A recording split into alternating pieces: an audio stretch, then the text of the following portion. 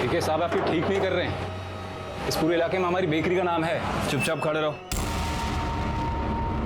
Kerosene डालने का, लगाने की माचिस, पंप मारने का, सब भड़क जाती है आग। वो स्टोव कहाँ है? स्टोर रिपेयर होने गया है। रिपेयर का दुकान कहाँ है? एड्रेस दो, मोरे लेके आएगा।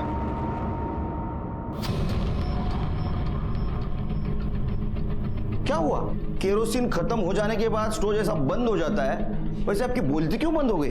स्टोव नहीं है। स्टोव नहीं है तो घर में केरोसिन कैसे आया? उज़मा को जलाने के लिए मोरे, है ना? हाँ। ये क्या बकवास कर रही हो? क्यों झूठ बोल रही हो तुम? मैं झूठ नहीं बोल रही। उज़मा को मैंने मारा है। मैंने मारा है अपनी बच्ची को। साहब ये झूठ बोल रही है साहब। नाज़िया, क्यों झूठ बोल रही हो तुम? नहीं, मैंने मारा है अपनी बच्ची को। अरे नाज़िया, अरे साहब, अरे साहब छोड़ दो साहब। अरे नाज़िया, सॉल्व के लिए तुम्हें। नाज़िया सच बता दो नाज़िया। नहीं हुई। अरे नाज़िया, अरे झूठ क्यों बोल रही हो? नाज़िया तुमने झूठ क्यों बोला?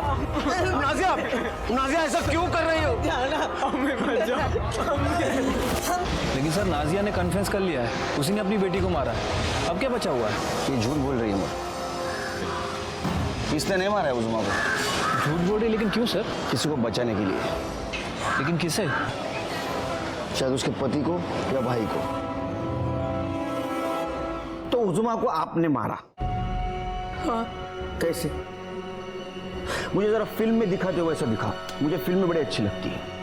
उज़मा को हमने अब्दुल के उसके मामू के खाली घर में रखा था। नहीं वो ठीक है, वो तो सिक्योरिटी ने बताया, वो वजह भी बताई। वो कुछ उसके फोटो खींच रहे थे, बदनामी हो रहे थे, यहाँ तक सब सही है।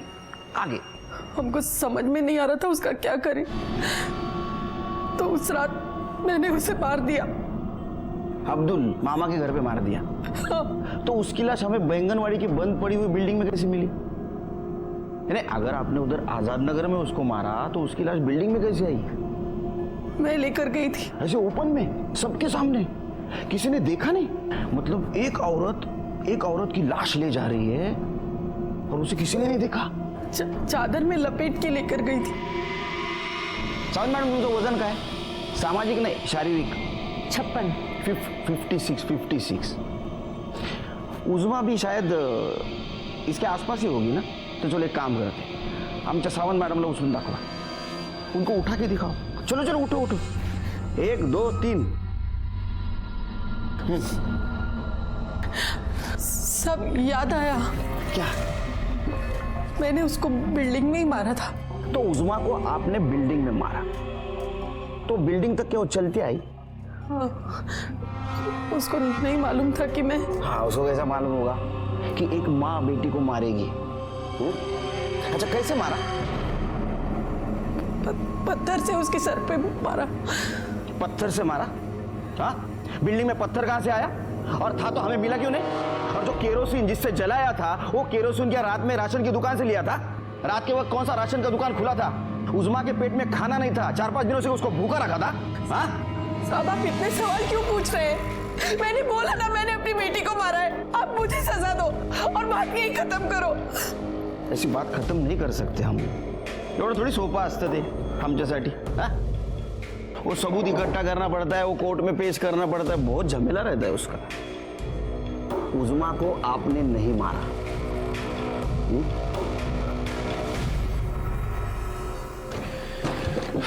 सर, आप सही कह रहे थे, ये नाजिया झूठ बोल रही है। नहीं, झूठ तो बोल रही है, लेकिन किससे बचाने के लिए? और ये सवाल का जवाब हमारे पास नहीं है। देखो, जिस दिन ये हुआ उस दिन उज़मा के घर के कोई भी फैमिली मेंबर का मोबाइल लोकेशन बैंगनवाड़ी नहीं था। तो उज़मा को किसने मारा?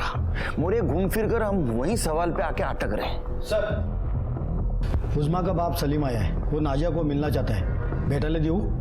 हाँ देना, अपने कानून ने उतनी तो छूट दी है।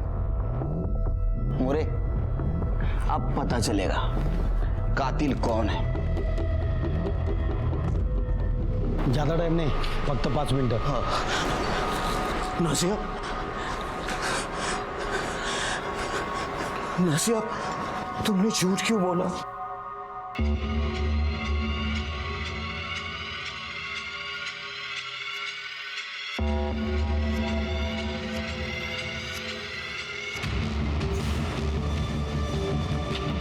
त्याच्या मागे जा, बघ कुठे जातो आणि काय करतो. सर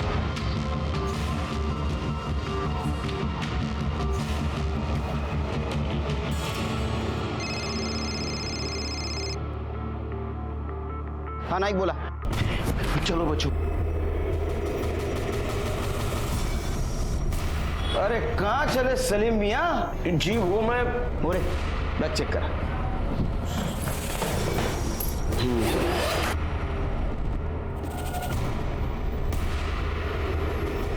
सर कपड़े हैं, वो भी सिर्फ इन दोनों बच्चों के. अच्छा, तो तुम नहीं भाग रहे थे, बच्चों को भगा रहे थे.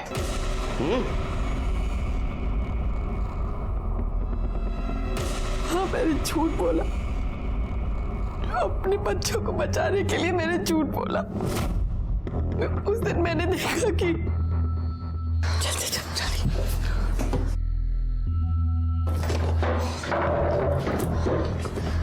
क्या क्या कर रहे हो? कुछ नहीं अम्मी. और ये घासलेट का खाली कैन कहाँ से आया? वो मम्मी स्कूल का प्रोजेक्ट था. ये स्कूल वाले भी ना जाने क्या क्या करवाते हैं.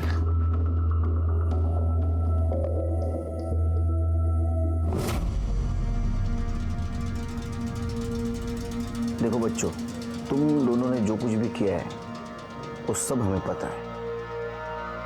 देखो केरोसिन के डब्बे पे तुम दोनों की उंगलियों के निशान मिले हैं, और उस बिल्डिंग में भी. मोरे, जिस दोस्त से तुमने वो केरोसिन खरीदा था, हमने उससे भी बात की है. और तुम्हारे मामू के घर के बाहर जो सीसीटीवी कैमरा था, उसमें साफ दिख रहा है कि तुम दोनों उज़्मा को अपने साथ लेकर जा रहे हो. क्यों किया ऐसे? क्योंकि आपा की उस बात की वजह से हमें हर जगह जिल्लत का सामना करना पड़ रहा था. स्कूल में भी सब हमें किन्नर का भाई बुलाने लग गए थे. मोहल्ले के सारे दोस्त हम पर हंसने लग गए थे. घर से निकलना बहुत मुश्किल हो गया था. अम्मी मैं खिड़की खोल लूँ क्या? बहुत घुटन सी हो रही है. चुपचाप बैठो और पढ़ाई करो अपनी. फिर हमने आपस में बात की और ये तय किया कि इस वजह को जड़ से उखाड़ना है.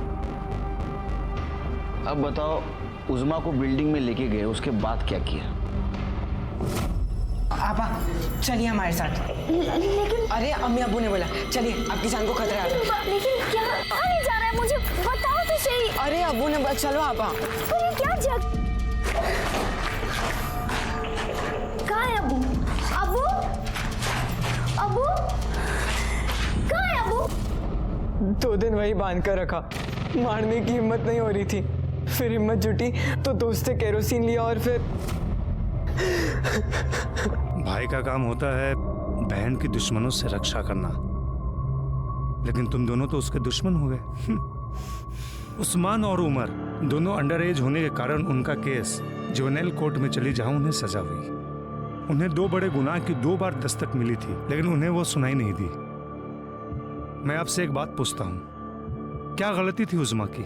दुनिया में ऐसी कई लड़कियां हैं जिसे ऊपर वाले ने हमसे अलग बनाकर भेजा है, तो क्या उन्हें जीने का हक नहीं है?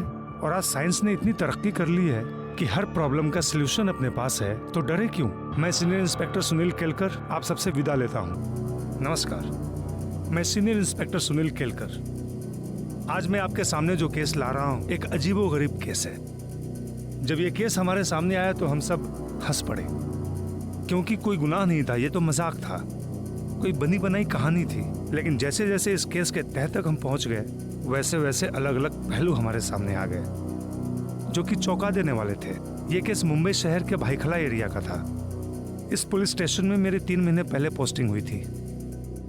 क्या था ये अजीबोगरीब केस?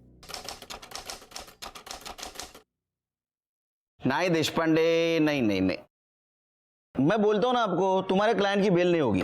साहब रे, ये दाम साहब मुझे कंप्लेंट दर्ज करानी है साहब. सर मैंने इसको बोला कंप्लेंट मेरे पास लिख, पर इसने सुना नहीं. पटकन आतमध्ये घुसलाय. चल रहा है. साहब बात ही कुछ ऐसी है साहब. 2 मिनट थांबा. मैं क्या बोलता हूँ देशपांडे, तुम ये पेपर्स पेश करो फिर से कोर्ट में, लेकिन मैं गारंटी बोलता हूँ इस बिना पे तुम्हारे क्लाइंट की बेल नहीं होगी. देखते ना कोणाला कायदा जास्त. हाँ क्या हुआ, किसकी कंप्लेंट करनी है? सर मेरी बीवी की. क्या हुआ? सर धोखा हुआ है. भाग गई? नहीं साहब, तुम्हारे चेहरे पे क्या हुआ है? सब सूजा क्यों है? मारा उसने? नहीं। अच्छा, तो अफेयर चल रहा है और तुम चाहते हो कि सामने वाले को धमका कर हमें अफेयर तोड़ दे। इतना ही काम बचा है हमारे पास, है ना? नहीं साहब, ऐसी कोई बात नहीं है।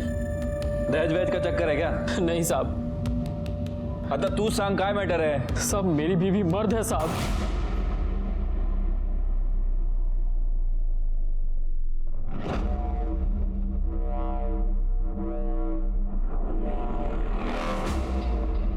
देशपांडे, देखा क्या लड़के ने लड़के के साथ शादी कर ली? अरे बाबा, लड़के ने लड़के के साथ शादी करना हमारे देश में गुनाह है। क्राइम, क्राइम, मालूम है ना? साहब वो बात नहीं है साहब। साहब मेरी बीवी ऊपर से औरत है। एक गांजा वांजा मार के आ गया तू? कुछ भी बोले जा रहा। चल तेरा मेडिकल करवाता हूँ। साहब मैं सच कह रहा हूँ, मेरा यकीन मानिए। सर इसका दिमाग खराब हो गया है, कुछ भी बोल रहा है। चल चल मोरे मोरे मोरे मोरे लो, और ऑडियंस भी आ गई। अब इनको भी समझाओ। बताओ, एक काम करो, बैठो इधर, बैठो बैठो। नाम क्या है बाबा तुम्हारा? साहब रेहान खान। रेहान खान। अच्छा रेहान खान, तुम्हारी शादी मतलब तुम्हारा निकाह कैसे हुआ? अरेंज मैरिज या लव मैरिज? साहब लव मैरिज। लव मैरिज है तो तुम्हें शादी के पहले पता नहीं चला वो औरत है या मर्द है? साहब मैंने आपसे बताया ना, वो ऊपर से औरत है साहब। अरे तुम्हारा शादी के पहले कुछ हुआ नहीं क्या? मतलब जो होने से पता चलता है क्या है क्या नहीं वो? नहीं साहब, मैंने कुछ नहीं किया। कुछ नहीं? तुम्हारा अफेयर कितने साल था? साहब 1 साल। मतलब 1 साल तूने सिर्फ घुमाया, कुछ किया नहीं? हाँ साहब वो बात नहीं है साहब, हाथ वाथ पकड़ने देती थी पर उससे ज्यादा कुछ नहीं। मोरे, मुझे लगता है या तो बहुत भोला है या तो बहुत शातिर्द है। तूने बीवी का मर्डर तो नहीं किया? अरे नहीं साहब, मैंने ऐसा कुछ नहीं किया। हाँ ठीक है। नाम क्या है उसका? सर उज़्मा सैयद।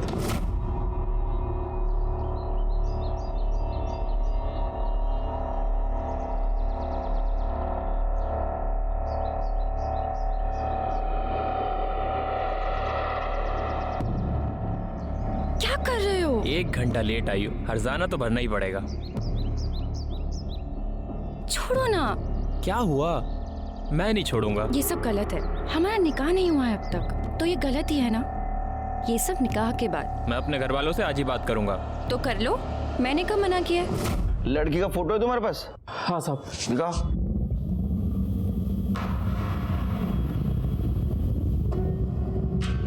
लड़की तो एकदम नॉर्मल लगती है। मोरे बघाओ काय वेगळं दिसतं का? नहीं सर, ये तो एकदम नॉर्मल है। निकाह की फोटो है? हाँ साहब है तो, पर एल्बम घर पे है। ठीक है, आगे क्या हुआ बता। सर हम लोग निकाह की बात करने उसके घर गए। उज़्मा तो नीचे आ। तुम शांत रहो, मैं बात करता हूँ उससे। कह दीजिए उससे कि ये निकाह वाली बात उसके लिए नहीं है। अम्मी,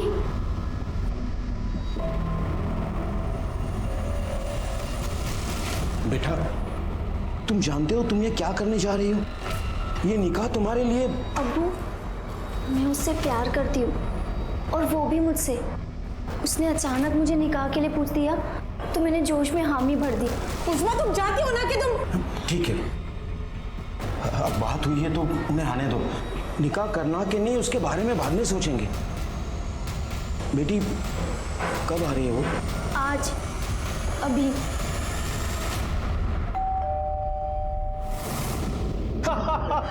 क्या बात कही है भाईजान, वाह वाह माशाल्लाह।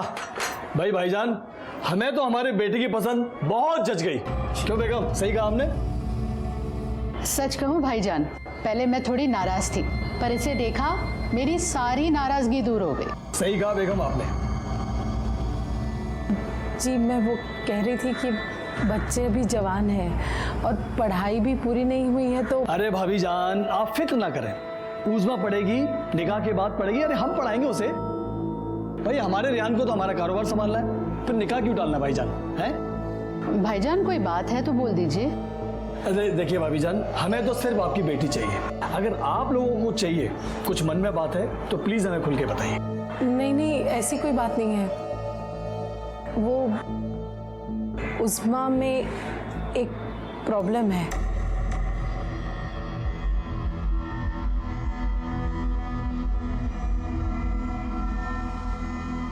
क्या?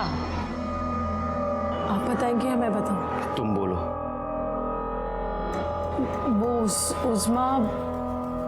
उस्मा कभी मां नहीं बन सकती। क्या? कोई एक्सीडेंट वगैरह हुआ था क्या? नहीं नहीं, वो तो बचपन से ही।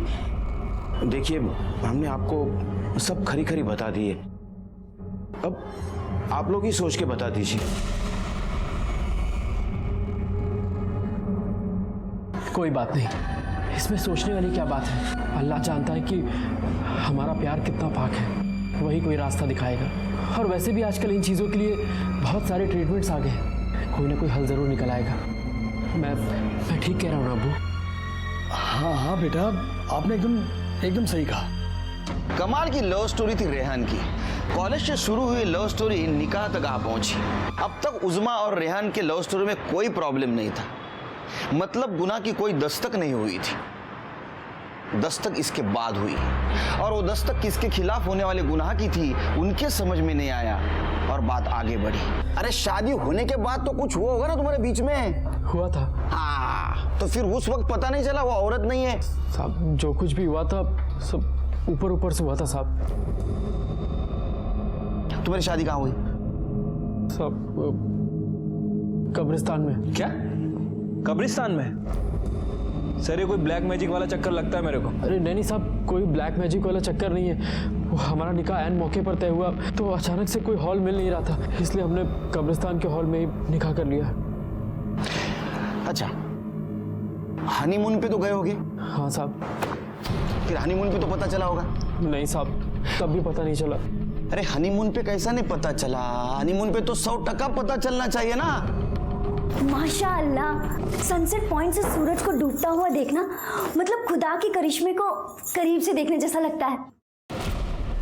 मैं तो सनसेट दिख ही नहीं रहा था, मैं तो खुदा के इस करिश्मे को देख रहा था। अच्छा सुनो, मैं फ्रेश होकर आता हूँ। आज हमारी पहली रात है और आज मैं तुम्हें वो प्यार दूंगा। अरे जाओ भी, अभी बातें ही करते रहोगे। मैं बस 5 मिनट में आया। Get ready. ओके।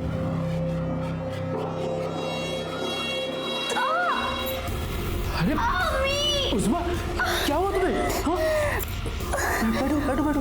मेरी पीठ में अचानक से दर्द। कैसे? अभी तो ठीक थी, क्या हुआ? वो मुझे हारने का प्रॉब्लम है ना। अच्छा, मैं काम करता हूँ, होटल में फोन करता हूँ, किसी डॉक्टर को बुला देंगे। नहीं जरूरत नहीं है, मैं 1-2 दिन आराम कर लूंगी तो ठीक हो जाएगा। पर ऐसे तुम बस मुझे लिटा दो। अच्छा ठीक है, तुम टेंशन मत लो, तुम आराम करो। और तेरे हनीमून की बैंड बज गई, तुझे पता भी नहीं चला। अच्छा, आगे कब पता चला? क्या है? हाँ, फिल्म की शूटिंग है, चलो निकलो। चलो काम करो, और बाहर किसी को पता नहीं चलना चाहिए क्या चल रहा है यहाँ। चलो। मोरे, बाहर जरा बघा, वीडियो शूटिंग वगैरह करत नाही ना कोणी? नहीं सर, कोई नहीं। नहीं, उनसे भी डरना पड़ता है। एक्शन लेने से पहले सोशल मीडिया वाले शुरू हो जाते हैं। अब तू शुरू हो जा, बोल। साहब, वो बार अपनी अम्मी के घर जाने लगी, ये कह के कि कोई डॉक्टर उसका इलाज कर रहा है। पर एक दिन सादिया भाभी मुझसे बोली। अभी सादिया भाभी कौन है? मेरे बड़े भाई सलमान की वाइफ। अरे क्या हुआ भाभी, आप ऐसे क्यों खींच रही मुझे? रुको और मेरी बात सुनो। हर महीने दवाई के साथ जो तुम उज़मा के लिए सैनिटरी पैड्स लाते हो ना, हाँ, ये देखो, ये उसने फेंक दिए, और वो भी बिना इस्तेमाल किए। ऐसा क्यों कर रही है वो? साहब, मुझे थोड़ा शक तो हो रहा था कि वो क्यों खुद को मुझसे दूर रख रही है, पर असल वजह मुझे समझ में नहीं आ रही थी। पर एक दिन बात ऐसे सामने आई, मेरा दिमाग ठनका। और सुना तूने मैंने क्या कहा? मुझे तुझे देखना है, कपड़े उतार। ये क्या कह रहे हो तुम? मैं जानती हूँ कि मैंने तुम्हें दूर रखा है, लेकिन बस अब कुछ ही दिनों की बात है। जैसे ही मेरा दर्द ठीक हो जाएगा। जब होगा तब होगा, मुझे तुझे भी देखना है। कपड़े उतार, कपड़े उतार। अल्लाह का खौफ नहीं है तुझे? अरे क्यों फंसाया मेरे बेटे को और हमें? छी, मुझे तो यकीन ही नहीं हो रहा कि इतनी घटिया बात ये उसके परिवार वाले हमसे छुपा भी सकते हैं। मेरे बेटे की जिंदगी बर्बाद कर दी। ये बात बाहर जाएगी तो हम किसी को मुंह दिखाने के काबिल नहीं रहेंगे। अरे मैं तो कहता हूँ ये बात बाहर आए ना, उससे पहले भेज दो इसके घर। चल अपना सामान लपेट और निकल यहाँ से। नहीं जाऊंगी। प्यार करती हूँ रेहान से मैं। या अल्लाह, ये तुम क्या कह रही हो? तुम एक मर्द हो, ये पाक नहीं है। अल्लाह ने ही मुझे ऐसा बनाया है तो उसमें मेरी क्या गलती है?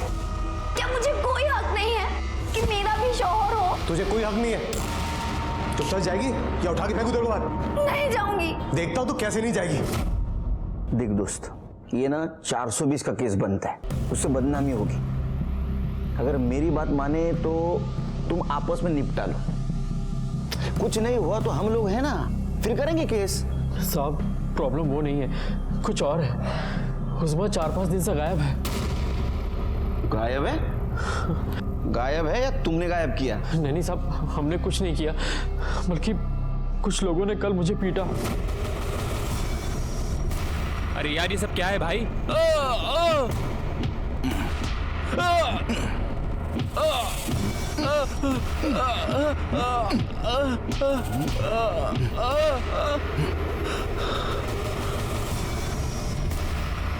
उज़्मा को तलाक देने की सोचना भी मत, वरना बेकरी की भट्टी में डाल के जला दूंगा। कौन था ये? अब्दुल सिद्दीकी, उज़्मा के मामा। कहाँ रहता है ये? सर कापुरवाड़ी में बेकरी है उनकी।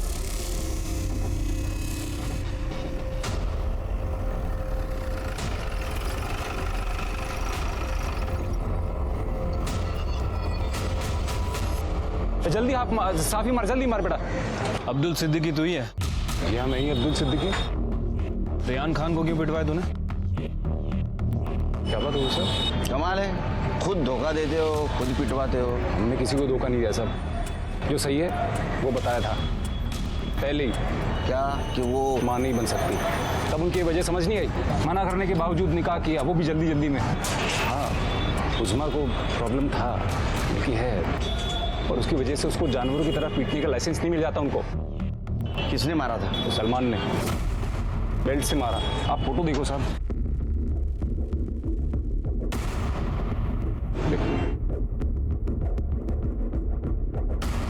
अब कहाँ है उज़्मा? वो मार खा के घर को आई, मैंने बोला इधर ही रुको।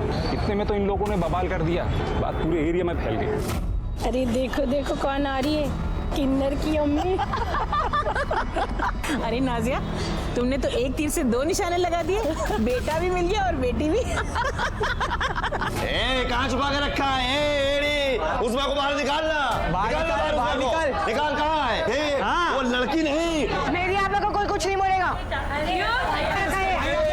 मेरी तो आइटम है, आइटम।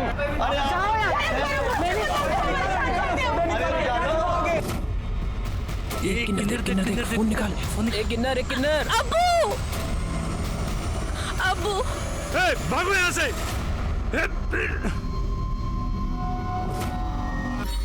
उज़्मा के साथ ये सब होने के बाद मैंने उसे आदर्श नगर वाले फ्लैट में शिफ्ट करा दिया था। उसी जिल्लत में मैंने रेहान को पिटवाया था। खुदा कसम साहब, मैंने आज तक कभी कोई गलत काम नहीं किया है। हमें उज़्मा से बात करनी है। वो तो वहाँ गई थी ना, फिर वापस नहीं आई। हमें लगा उनके बीच में सुलह हो गई।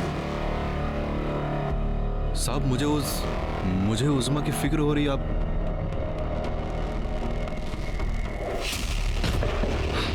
सावंत मॅडम, तुमचे हात दुखेपर्यंत हाणाय आला।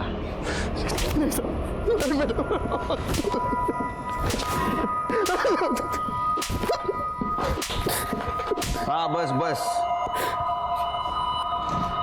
कैसा लगता है कुर्सी पे बैठ के औरत के हाथ का मार खाना? बता, उज़्मा का मार ले?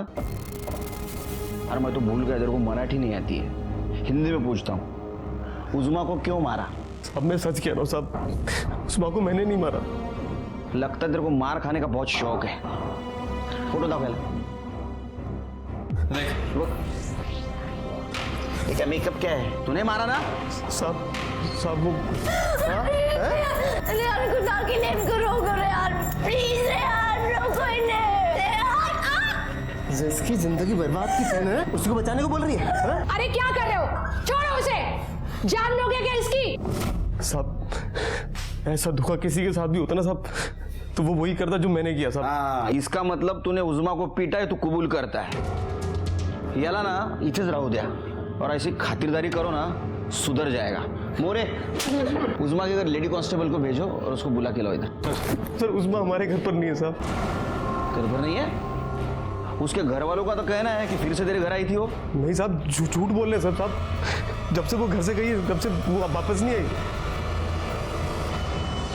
नहीं साहब, वो यहाँ नहीं है। उस दिन जब सलमान ने उसको मारा तो मैंने उसे कहा जा यहाँ से वरना गजब हो जाएगा। अरे ऐसे कैसे साहब, उसको उसके मामू जान के घर पे रखा था। अगर वहां से वो जाएगी तो अपने ससुराल ही जाएगी ना, और कहाँ जाएगी?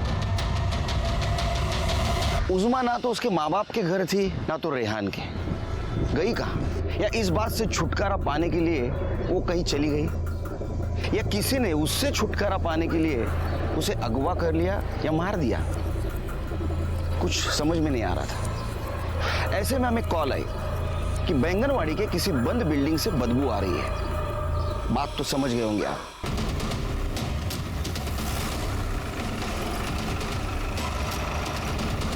जब वहां हम गए तो हमें उज़मा की सड़ी हुई लाश वहां मिली। और ताज्जुब की बात तो यह है कि उसका निचला हिस्सा जलाया गया था।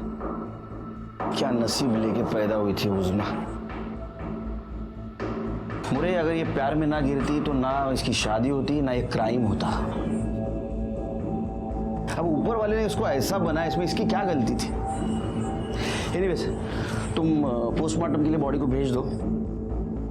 अरे बिल्डिंग किसका जरा पता करो। ठीक है सर। वो उज़मा की फैमिली को इन्फॉर्म कर दूं? दोनों फैमिली को एक साथ बोला मॉर्ग में, रिएक्शन तो देखे।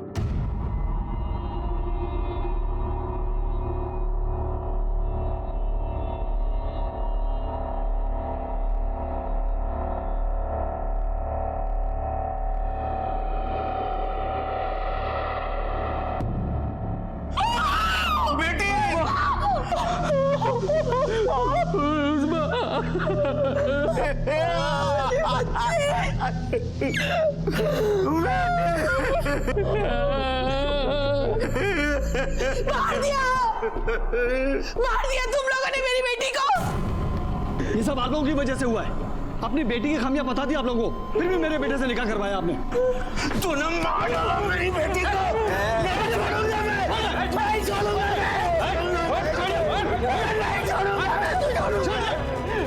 अरे जहन्नम में भी जगह नहीं मिलेगी आप लोगों को। मार दिया मेरी बच्ची को। उज़मा के घर वालों का कहना था कि वो कभी मां नहीं बन सकती। उज़मा का निकाह कब्रिस्तान में होना और उज़मा का रेहान के साथ शारीरिक संबंध ना रखना, क्या ये रेहान के लिए आने वाले गुनाह की दस्तक नहीं थी? लेकिन उसके प्यार ने इस दस्तक को नजरअंदाज